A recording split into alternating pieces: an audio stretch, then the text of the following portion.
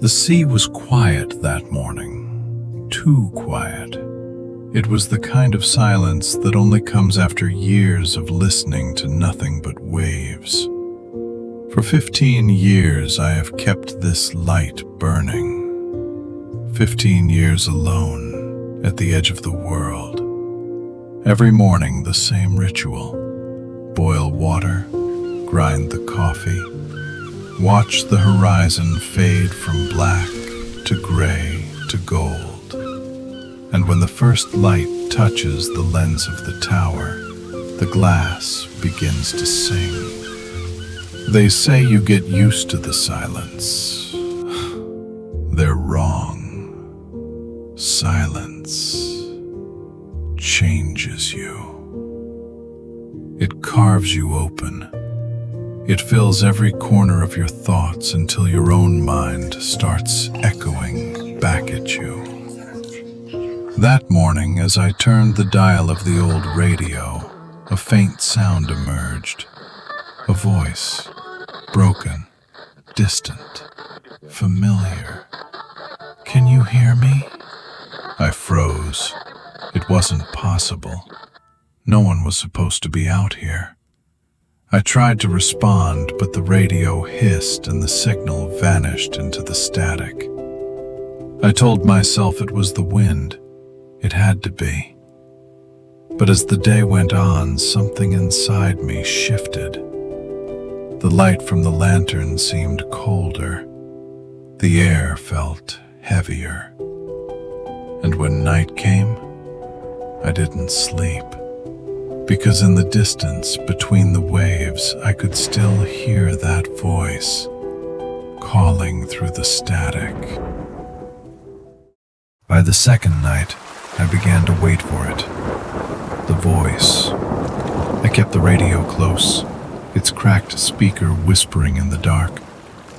Every few minutes, static would build, then fade, until, finally, "I'm you."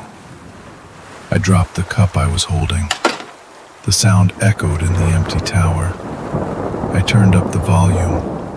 The voice was clearer this time. Low, steady, identical to mine. "Don't go outside tonight." Then, silence again. Not the kind that soothes, the kind that listens back. The storm came without warning. Rain slammed against the windows. The beacon light flickered, struggling against the wind. I grabbed the radio again. The voice returned. "You need to listen. You can't save her. Not again." Her? I hadn't heard that name, that thought, in years. Her face flashed before me. The letter she left. The storm that took her boat. That was 15 years ago.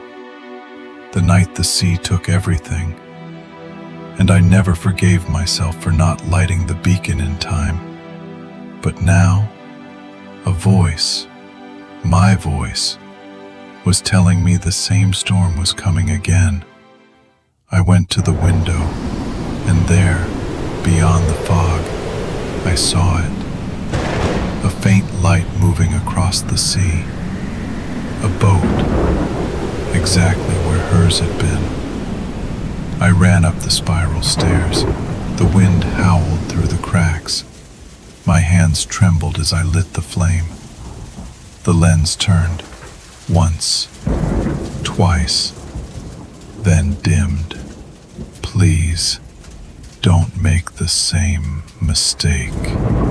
Lightning flashed, and in that moment, reflected in the glass, I saw myself standing outside, soaked, staring back at me from the rocks below. I don't know how long I stood there. The rain had stopped. The radio was silent. But something was different. The light had gone out. For the first time in 15 years, the lighthouse was dark. I picked up the radio. No sound. I tried speaking.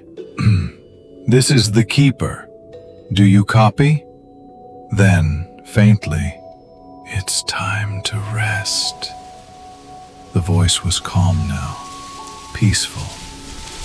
And I realized it wasn't a warning, it was a farewell. I walked outside. The air was still, the sea calm.